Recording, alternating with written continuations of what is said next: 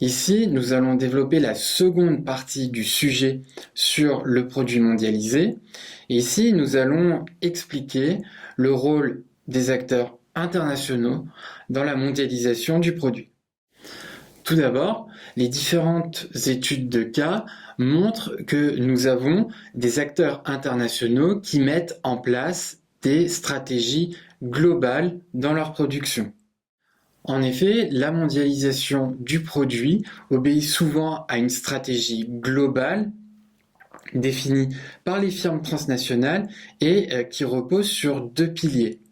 Tout d'abord, la standardisation de ce produit et la spécialisation des territoires dans une phase bien précise du processus productif selon le principe des avantages comparatifs. Ensuite, la production du produit mondialisé illustre la mise en concurrence des territoires. Alors, les FTN mettent en concurrence les différents territoires en fonction de leurs avantages comparatifs, ce qui peut expliquer par exemple que les activités d'assemblage, de fabrication soient délocalisées des pays développés vers les pays en développement, où elles sont moins chères. De même, les firmes transnationales peuvent chercher à implanter leurs activités à proximité ou même à l'intérieur de grands marchés de consommation.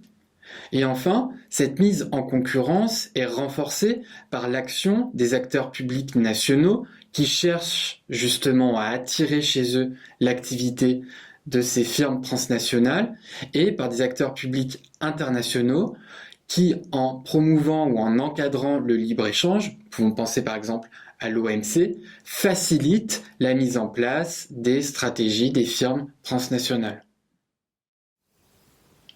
Enfin, à travers l'exemple du produit mondialisé étudié en classe, il faudra montrer que ces stratégies font l'objet de débats.